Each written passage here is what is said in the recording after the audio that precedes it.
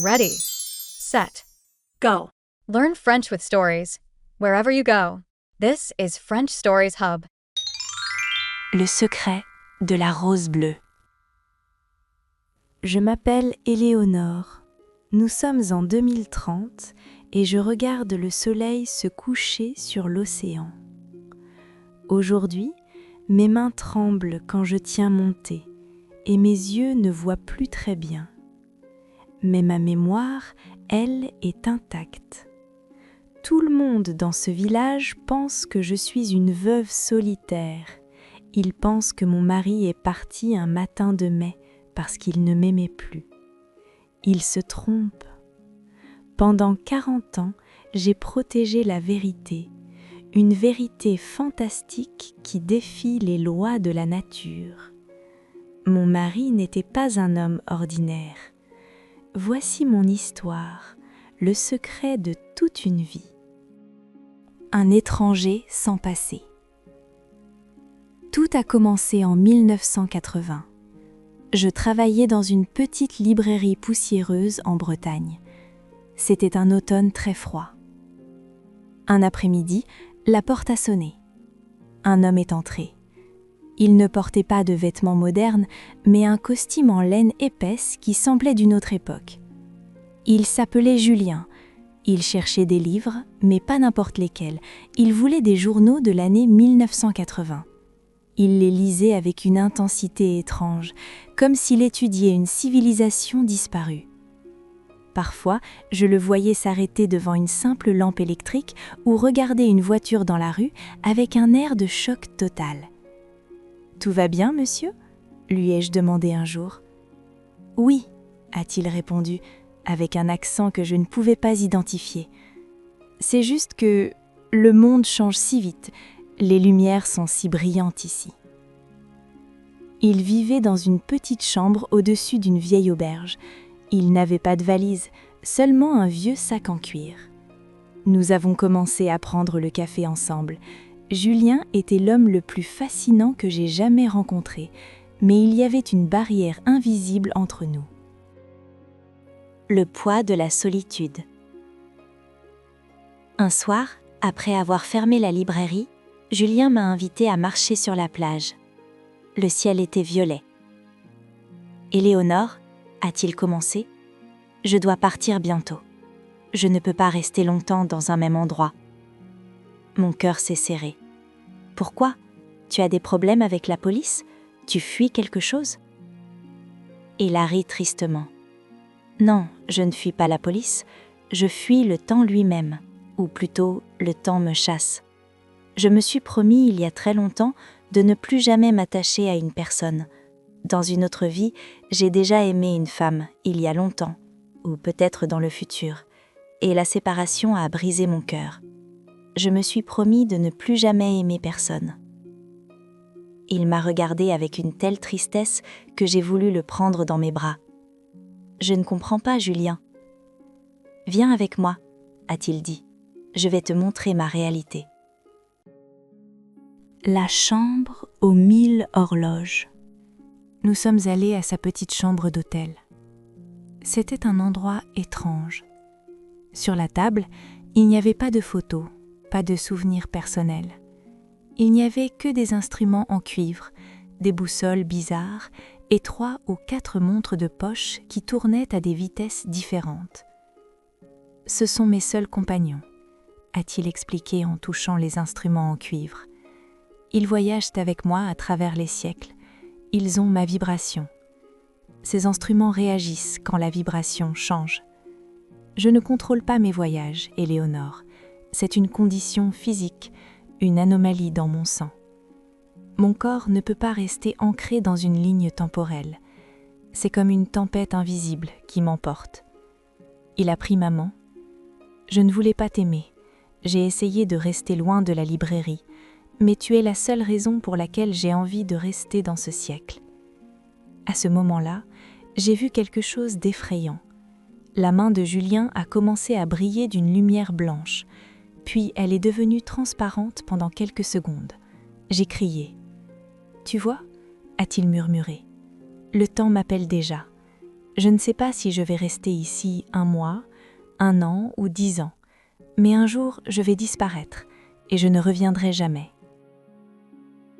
Le choix du cœur. J'avais peur, beaucoup de peur, mais l'amour était plus fort que la logique. Julien, écoute-moi, la plupart des gens vivent 60 ans ensemble et s'ennuient. Si nous n'avons que peu de temps, faisons de chaque minute un chef-d'œuvre. Julien a accepté. Nous avons décidé de vivre chaque jour comme si c'était le dernier. Nous nous sommes mariés en secret. Julien a utilisé ses connaissances pour réparer des objets anciens et nous avons acheté une petite maison isolée. Pour le monde extérieur, il était un mari un peu mystérieux et silencieux. Pour moi, il était mon univers. En 1983, notre fils Thomas est né. Julien était un père attentif, mais je le voyais souvent pleurer quand Thomas dormait. Il savait qu'il allait rater la vie de son fils. « Thomas aura tes yeux », me disait-il. « Dis-lui que son père n'est pas un fantôme, mais un voyageur qu'il aime depuis un autre monde. » Le matin du 10 mai, Thomas avait 7 ans. C'était le 10 mai 1990, le jour de mon anniversaire. Julien était très calme ce matin-là. « Je vais préparer le pique-nique dans le jardin », a-t-il dit. Thomas jouait avec un petit avion en bois que Julien avait fabriqué.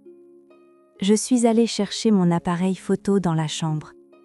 Quand je suis descendue, j'ai entendu un son étrange. Ce n'était pas un cri, c'était un sifflement, comme le vent dans une grotte. Je suis arrivée dans le jardin, le panier de pique-nique était sur l'herbe. Le petit avion de Thomas était par terre. Mais Julien n'était plus là. « Papa » a appelé Thomas. « Il était là il y a 1 seconde, maman. Il a brillé comme une étoile et pouf, il est parti. » J'ai regardé l'herbe. Il y avait une marque brûlée sur le sol en forme de cercle. C'était fini. Le voyageur avait repris sa route. Mon cœur s'est brisé en 1000 morceaux, mais je n'ai pas pleuré devant mon fils. J'ai ramassé l'avion en bois et j'ai dit « Ton père a dû partir pour son grand voyage, Thomas. Mais il nous a laissé tout son amour. » La promesse tenue. Les années ont passé.